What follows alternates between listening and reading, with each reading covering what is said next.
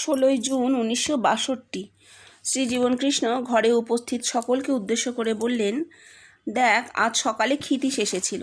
তাকে বললাম। প্রথমে ভেবেছিলাম কাউকে বলবো না, কিন্তু ক্ষিতীশকে বলে ফেলেই তাকে আবার বললাম কাউকে বলিসনি। কিন্তু দেখ, তোরা এসেছিস, কীরকম মন উসখুস করছে বলবার জন্যে। বলেই ফেলি, কি হয়েছে জানিস? কাল রাত্রে তো ছাদে গিয়ে শুলাম, শোবার আগে ধ্যান করতে বসলাম। ধ্যানে কি হলো জানিস? প্রথমে গুচ্ছের কী সব দর্শন হলো, তারপর কি দেখছি জানিস? আমার ভেতরে একজন লোক, জ্যান্ত রে বাবা। তার রূপ আমি বলতে পারবো না, কিন্তু তাকে ভেতরে ডাহা নিজের দেহের ভেতরে দেখছি। আবার তাকে জিজ্ঞাসা করছি, আপনি কে? ওই লোকটি বললে, আমি কে তা তুমি জানো। কি ব্যাপার বল দেখি, কে ওই লোকটি? প্রথমে ধ্যান ভেঙেই মনে করতে পারছি না কোথায় ওই লোকটিকে দেখেছি, কিন্তু তারপরেই মনে হলো না, একেই তো ধ্যানে দেখেছি। ওই জ্যান্ত লোকটি কে বল দেখিনি? ক্ষিতীশ ভারী অপূর্ব কোয়েশ্চেন করলে যে আপনি ওই লোকটিকে আপনি বলে জিজ্ঞাসা করলেন। ভারী সুন্দর কোয়ারি করেছে। ক্ষিতীশ বললে, ওই নির্গুণ ব্রহ্মই কি রূপ ধারণ করলে? আর আপনি তাই দেখলেন? আমি বললাম, হ্যাঁ, নির্গুণ ব্রহ্ম রূপ ধারণ না করলে তো বুঝতে পারা যাবে না। প্রথমে আমি এই ভেবেছিলাম। আমি তোদের বলি না যে দেহের ভেতরে কে একজন আছে, সেই এই সব করছে, যার বিন্দু বিসর্গ আমরা জানতে পারি না, সেই এই রূপ ধারণ করে আমায় দেখালে। কিন্তু পরে আমি বুঝতে পেরেছি যে না, ও জিনিস নয়, নির্গুণ ফিরগুণ না। আচ্ছা, আমার ওই জামশেদপুরের স্বপ্ন মনে আছে? আমি এইটা বলে নিন, আমিও তাই মনে ভাবছি। হ্যাঁ হ্যাঁ, নিজের দেহের মধ্যে একটা লোককে দেখতে পাচ্ছেন। এটা একটু আমাদের জন্য আইডিয়া করাটা অসুবিধা। ছাদে গিয়ে শুয়েছেন, শোয়ার আগে ধ্যান করতে বসেছেন, ধ্যানে দেখছেন নিজের শরীরের মধ্যে আর একটা। এটা আমরা আইডিয়া করতে পারবো না, কেননা আমাদের তো এরকম দর্শন হয় না। হয় কি, ধ্যানে বসলাম আর দেখলাম আমারই শরীরের মধ্যে আরেকটা লোক বসে আছে, এরকম হয় না। এটা ধরা খুব শক্ত। আর বুঝতে হবে এগুলো কিন্তু ওনারই হয়েছে, এগুলো ওনারই বেষ্টির দর্শন। যদিও উনি অনেক অনেক উনি বলছেন কত কত ভূমি পেরিয়ে গেছে, তোদের আর বলতে পারি না। সেই জন্যে আমরা বুঝতে পারছি যে দেহাতীত দর্শন, কিন্তু এটা বিশ্বব্যাপিত নয়, তাহলে তো সবাই দেখত। আমরা কিন্তু কোনোদিনও নিজেদের শরীরের মধ্যে আর একটা লোককে এইভাবে ধ্যানে দেখিনি। এটা উনিই দেখছেন, ওনারই স্বপ্ন, ওনারই সাধনা হচ্ছে, চলছে। সেই জ্যান্ত লোকটিকে উনি জিজ্ঞেস করেছেন আপনি কে, অর্থাৎ সম্মান দিয়ে জিজ্ঞেস করছেন। তার মানে বোঝা যাচ্ছে সম্মান যখন দিচ্ছেন, মানুষটি উচ্চতর স্তর থেকে এসেছেন, তাই তো? নিচ থেকে এলে তাকে তুমি বলতেন, বা নিচ থেকে এলে সে বলতো পাশ্চাত্য আপনার জন্য কাঁদছে, আপনি যান। তা না, উনি তাকে জিজ্ঞেস করছেন আপনি কে, সম্মান জানাচ্ছেন, অর্থাৎ উঁচু থেকে নামা। হ্যাঁ, এবার সেইটার উত্তরে ক্ষিতীশদা বলছেন যে নির্গুণ ব্রহ্ম রূপ ধারণ করেছে। মানুষের রূপ না ধরলে তো বোঝা যাবে না, নির্গুণকে তো বোঝানো যাবে না। নির্গুণ দেহের মধ্যেই নির্গুণ আছে, এটা বোঝানো যাবে না, সেটা একটা মানুষের রূপ ধরে বোঝাচ্ছে, এটা ক্ষিতীশদা বললেন। কিন্তু উনি বলছেন, হ্যাঁ, আমারও সেটাই মনে হলো, রূপ ধারণ না করলে তো বুঝতে পারবো না। কিন্তু পরে বুঝলাম যে ওটা নির্গুণ ফিরগুণ নয়। না, নির্গুণ ব্রহ্ম ওরকম রূপ ধারণ করবে না, রূপ ধারণ করবে না। রূপ ধারণ করলেই সেটা সগুণ হয়ে যাচ্ছে, সুতরাং ওটা নির্গুণ ব্রহ্ম নয়। এইবার দেখো উনি বলছেন ওনার পরের স্বপ্নটা রেফারেন্স। আচ্ছা, আমার ওই জামশেদপুরের স্বপ্ন মনে আছে? আমি তোদের বলেছি যে আমি যেন জামশেদপুরে ট্রেনে করে যাচ্ছি, পাশে একজন লোক ঘুমুচ্ছে, তাকে যেন জামশেদপুরে নামিয়ে দিতে হবে। আমি ভাবছি জামশেদপুর এলে আমি ওকে নামিয়ে দেব। আমি তো জানি জামশেদপুর কোথায়। এমন সময় কে যেন কামরায় উঠে বলছে, এই জামশেদপুর। কিন্তু আমি তার কথা নিলাম না, কারণ আমার মনের ভাব যেন আমি তো জানি জামশেদপুর কোথায়। অতএব তার কথা যেন আমি গ্রাহ্য করলাম না। আর ওই লোকটা যেন আমাকে দেখেই নেমে গেল। আমি যেন ট্রেনের কামরার ভেতর থেকে জায়গাটা দেখেও নিলাম। আর গাড়ি এগিয়ে চলেছে। এই অবস্থায় আমার ঘুম ভেঙে গেল। আচ্ছা, এই জামশেদপুর মানে আমি কি করেছি? ধীরেন ব্রহ্মপুর। শ্রী জীবনকৃষ্ণ: হ্যাঁ রে, ওই জামশেদপুর দেখিয়ে আমায় ব্রহ্মপুর দেখাচ্ছে রে। তাহলে ওই যে ট্রেনের কামরায় ঘুমোচ্ছিল, জামশেদপুরে নামিয়ে দেবার কথা, এখন জাগ্রত হয়ে উঠল রে। ওরে বাবা, কি স্বপ্ন! কি আমার ওই প্রথম স্বপ্ন, বাবু নিদ্রিত আমার পাশে দাঁড়িয়ে। এটুকুনি বলে নেবেন, তারপর আরেকটা স্বপ্ন। না, এটা পুরোটাই পড়ে নাও, এটা পুরোটাই পড়ে নাও, এটা পুরোটা যুক্ত আছে।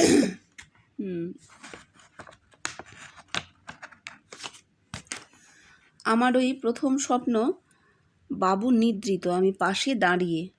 ওরে এতদিন নিদ্রিত ছিল যে বাবু, সে জাগ্রত হয়ে উঠল। অবশ্য ওই নিদ্রিত বাবু সে আমি। আর ওই জামশেদপুরের ট্রেনের কামরাতে ঘুমন্ত লোক, সেও আমি।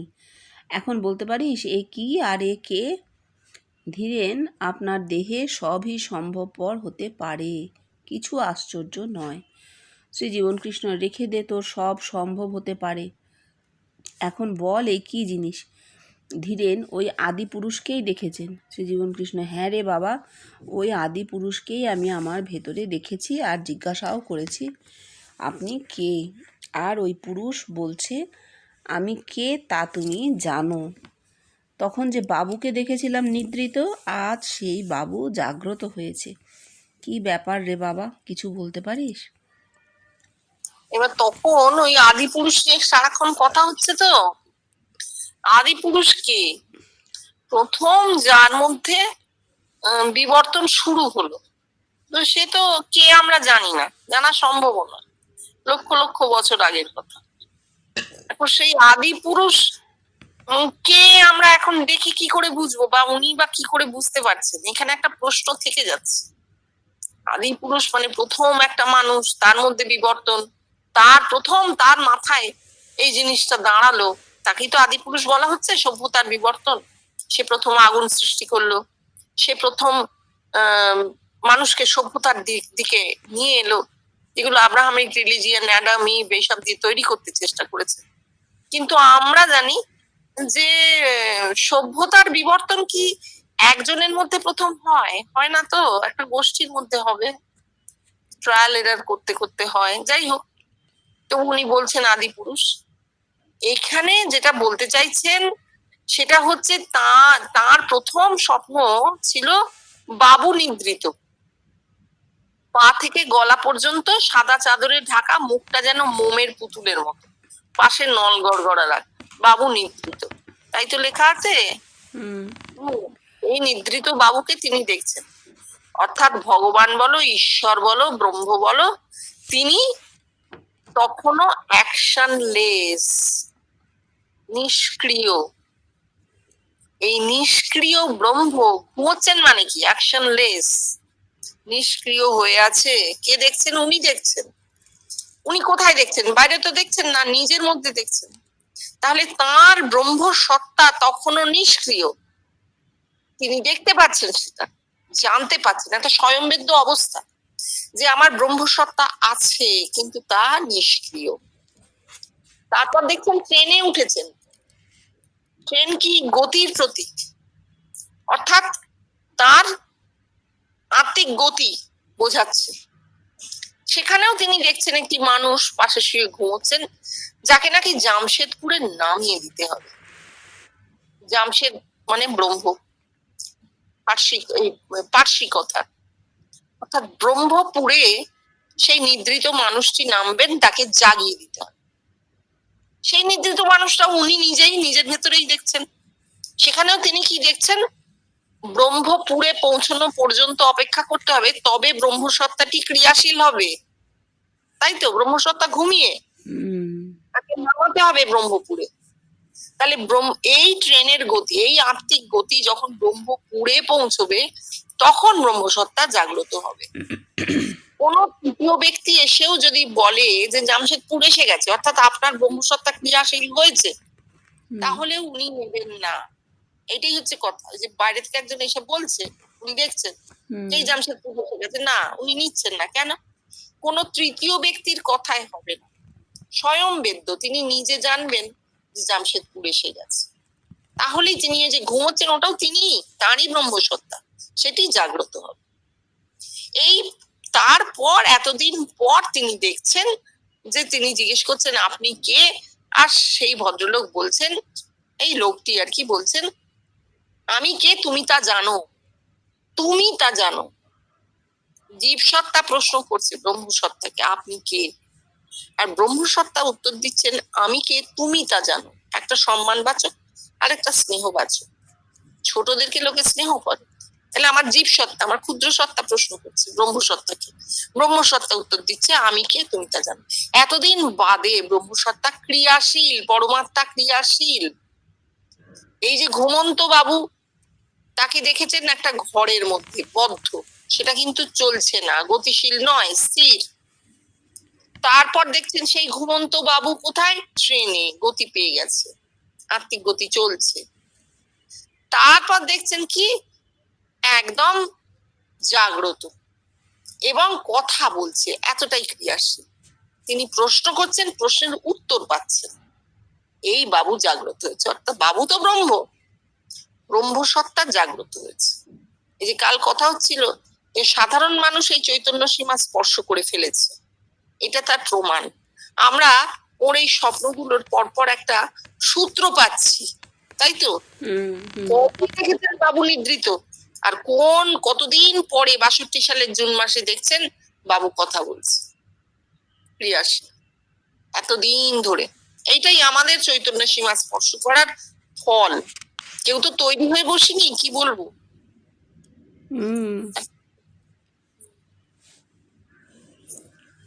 ভাবলেও ভাল লাগে। 18 জুন 1962 কথামৃতে পড়া হচ্ছিল, আমাদের কেশব মন্ত্র না নিয়ে ভব নদী পার হওয়া যা, আর কুকুরের ল্যাজ ধরে ভব সমুদ্র পার হওয়াও তা। এই কথা শুনে ধীরেন শ্রী জীবনকৃষ্ণকে প্রশ্ন করলেন, আচ্ছা কুকুরের ল্যাজ ধরে ভবসাগর পেরোতে গেল কেন? গরুও তো হতে পারত। শ্রী জীবনকৃষ্ণ, তাই বটে, ওদের ধর্ম ওই কুকুর গরু। আচ্ছা দেখ, ওরা কি উপনিষদের কথা জানে না যে ব্রহ্মপুর থেকে লোক আসে আর তাকে ব্রহ্মপুরে নিয়ে যায়? আর দেখ, ব্রহ্মপুর থেকে যে লোক আসে এ কথা যে সত্য তা আমরা বুঝতে পেরেছি। আচ্ছা, এটা তো মাত্র কয়েকটা লাইন। দেখো, ধীরেনদা বলছেন একটা কথামৃতের কথা পাঠ হচ্ছে, কুকুরের লেজ ধরে ভবসমুদ্র পার হওয়া। ধীরেনদা বলছেন কুকুর কেন, গরু নয় কেন? এই সংস্কার কেন বলছেন? ব্রাহ্মণের ছেলে, খুব নিষ্ঠাবান ব্রাহ্মণ ছিলেন তিনি নিজেও এককালে। সংস্কার তো যাবে না। ওই যে গরুর লেজ ধরে বৈতরণী পার হওয়া শ্রাদ্ধের সময় বলে লোকে, তাই বলছেন গরু, কুকুর কেন? আরে কুকুরই বা কেন, গরুই বা কেন? কিছুই তো নয়। উনি যে এলেন জীবন কৃষ্ণের কাছে, এতদিন সঙ্গ করলেন, 2 বছর সঙ্গ হয়ে গেছে, এবং খুব উচ্চ সমস্ত কথাবার্তা হয়েছে, উচ্চ স্তরের শাস্ত্রের রেফারেন্স হয়েছে, সেখানে তিনি উপনিষদে পৌঁছে গেছেন। তাহলে আবার কুকুর গরুতে নামছেন কেন? উপনিষদ বলছে যারা কি বলে দ্বৈতবাদে পুজো করে তারা যজ্ঞের বলি পশুর সমান, তাই তো? তাহলে পশুর কথা আসছে মানে দ্বৈতবাদে চলে যাচ্ছেন। তো পশুর কথা বলবেন কেন? বলার তো দরকার নেই। জীবনকৃষ্ণ বলছেন ব্রহ্মপুর থেকে তো একজন মানুষ আসে, বাইরে থেকে নয়। বাইরে ব্রহ্মপুর নেই, আমার শরীরের মধ্যেই ব্রহ্মপুর, আমার মাথাতেই ব্রহ্মপুর। সেখান থেকেই একজন মানুষ রূপে ব্রহ্মসত্তা দেহে নামেন, উনি হাত ধরে ব্রহ্মপুরে নিয়ে যান, জীব ব্রহ্মে মিলিত হয়ে যায়, তাই তো? যা নিয়ে বৈষ্ণবদের এত ধর্ম, এত শাস্ত্র, জিনিসটা আদতে তো তাই। আমরা চৈতন্যদেবের কথায় কি জানি? তারও ওই জীব সত্তা, পরম সত্তা, কৃষ্ণ বলছেন, নির্গুণ বলছেন, মিলিত হচ্ছে। যতবার মিলিত হচ্ছে ততবার তিনি সেই আনন্দ অনুভব করছেন। এইটাই তো ছিল তার কথা। কিন্তু মানুষের সে জিনিস হবে না, চৈতন্য যা হয়েছে আমাদের হবে না, আমরা বাইরে সেইটা সৃষ্টি করছি। এখানেও ওই ব্রহ্মপুর থেকে ওই লোক আসেন ভাবলেই মানুষ ভাবেন কে আসবেন, আমাকে কে উদ্ধার করবেন, আমার উদ্ধার করতে। ভগবান তুমি কোথায়, আমি কেন তোমায় দেখতে পাচ্ছি না? আরে না, আমি ভগবান, আমার মধ্যেই সেই ভগবত সত্তা বলো, ব্রহ্মসত্তা বলো, সেইটি আছে। সেই সত্তার রূপ ধারণ করতে পারে কখন? প্রচন্ড একটা ম্যাচিওর কন্ডিশন হতে হবে দেহের, তা না হলে তো হবে না। আর সেটা বেষ্টিতেই হয়, বিশ্বব্যাপীতে হবে না। আমি হাজার মাথা কুটি আমার ব্রহ্মসত্তার রূপ ধারণ করে আমার হাত ধরে নিয়ে যাবে, বলবে আয় তোকে নিতে এলাম, এটা হবে না। কেন হবে না? যতবার হতে যাবে ততবার আমি দ্বৈতবোধে নেমে যাব। আমি ভাববো আমি নই, আমার ভেতর ভগবান জেগেছে, ওটাও আমি, ওটাও আমারই সত্তা। দেহের মধ্যে আমি ছাড়া কিছু নেই। পশুটাও আমি, যিশুটাও আমি, এটা মেনে নিতে হবে।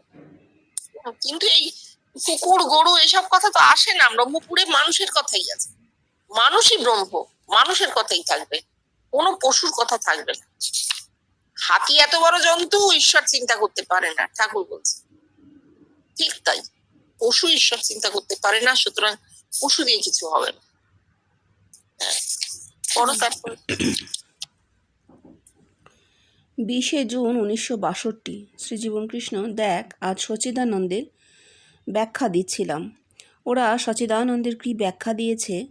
সৎ হচ্ছে জ্ঞান, চিত হচ্ছে যোগ, আর আনন্দ হচ্ছে ভক্তি।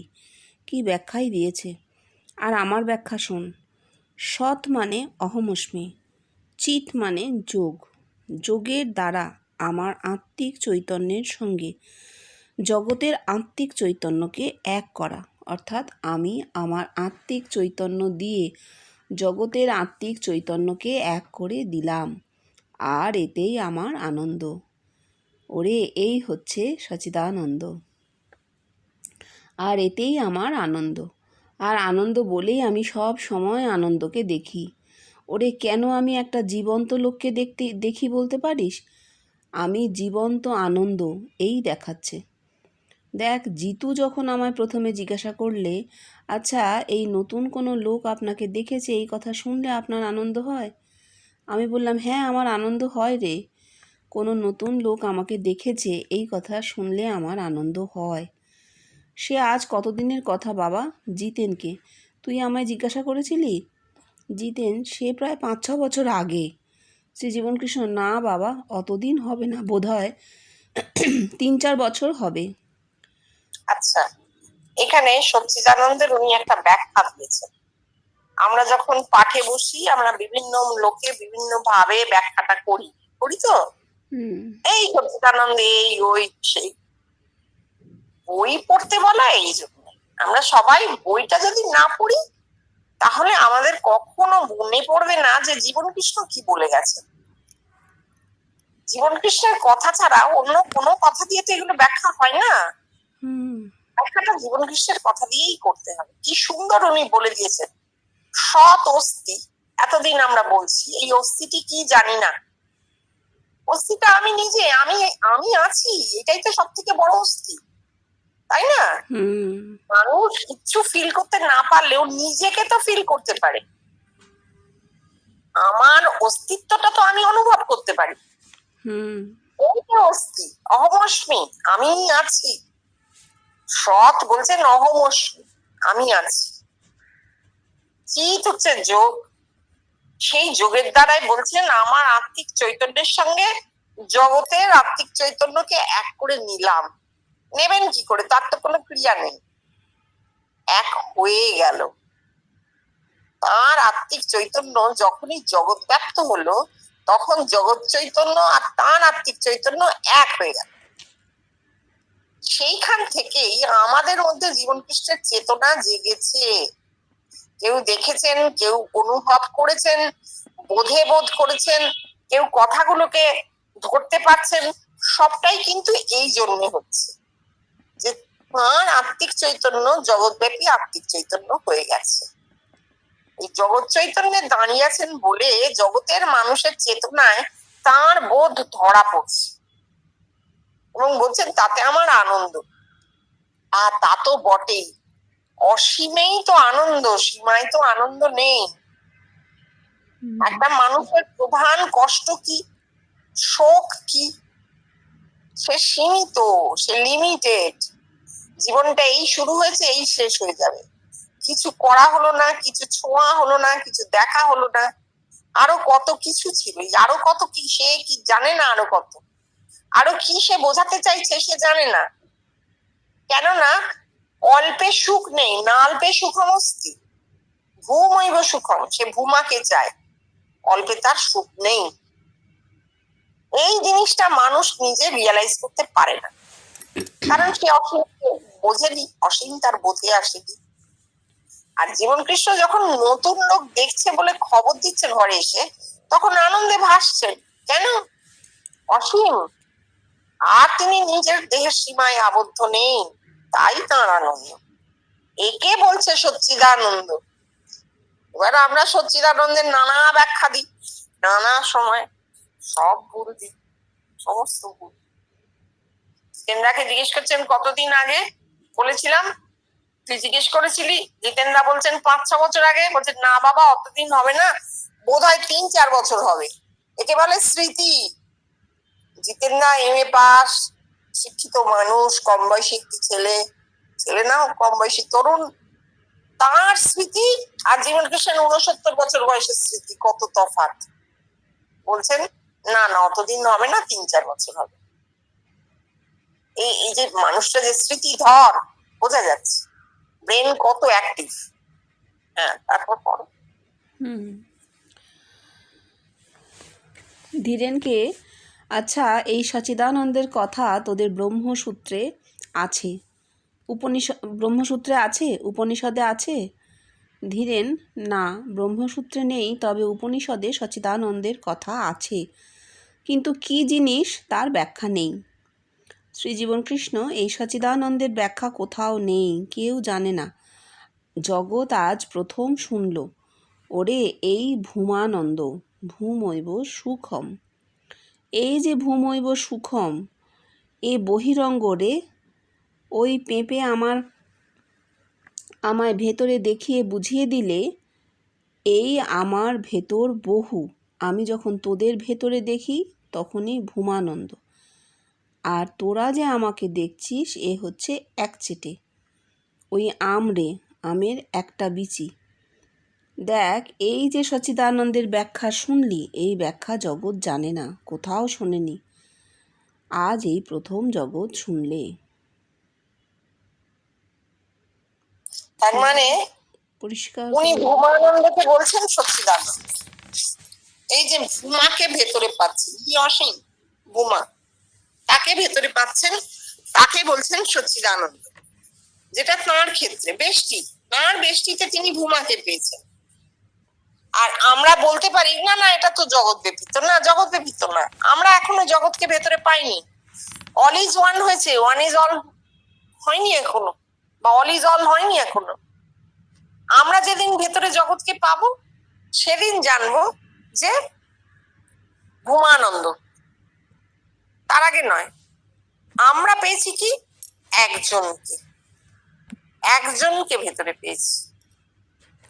আমাদের ব্রহ্মসত্তা একটি মানুষের রূপে বা বোধে আমাদের মধ্যে উদিত হয়েছে, আমাদের ব্রহ্মানন্দ। তাই ব্রহ্মানন্দ কিন্তু অমৃত, এ স্বীকার করতেই হবে। সেটা কি কনসেন্ট্রেটেড মানে স্বাদ, আমের স্বাদ যেমন, আর পেঁপের স্বাদের ডিফারেন্স।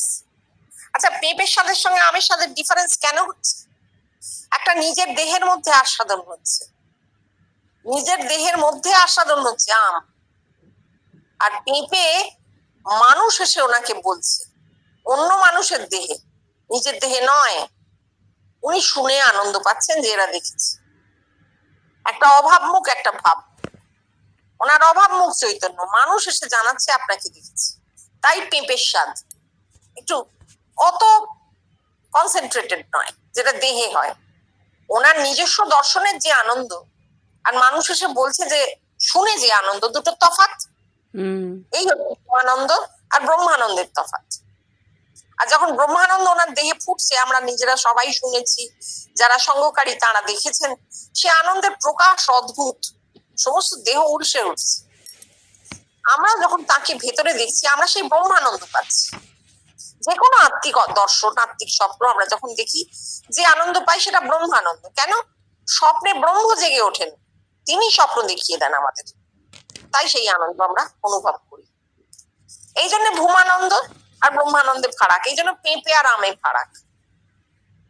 আম এক কেটে কেন বলছেন, একটাই বীজ, সেই ব্রহ্মসত্তা একজন, একটা দেহে দেখা হচ্ছে।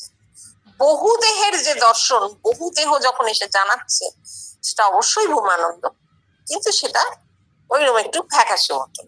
ব্রহ্মানন্দের থেকে ভূমানন্দ একটু ফ্যাকাশে, কারণ অন্য দেহ তা জানাচ্ছে। এবার বলছেন এইটা তো আর কোথাও নেই, এই ভূমৈব সুখম, এটা আর কোথাও নেই এই ব্যাখ্যা, না নেই, উনি প্রথম দিলেন, প্রথম ঘটলো জিনিসটা, তাই জন্য। এখন কথা হচ্ছে আমাদের কি তাহলে ভূমানন্দ হবে না? না, এখনো অব্দি হয়নি, এখনো অব্দি আমরা ব্রহ্মানন্দই পাচ্ছি। ভূমানন্দ যদি পরে হয় হবে, যখন অল ইজ অল যদি হয় কোনোদিনও, জগতের মানুষের চৈতন্য যদি এই পর্যায়ে পৌঁছয়, তখন একটা মানুষ তার নিজের ভেতরে সমস্ত জগৎকে সর্বক্ষণ পাবে, তখন হবে। তখন তো যুদ্ধ দ্বন্দ্ব কিছু থাকবে না। এই অবস্থাটা এখনো দেখতে পাচ্ছি না, না বাইরে না ভেতরে। ঠিক আছে, এই অবধি থাকুক তাহলে। হ্যাঁ।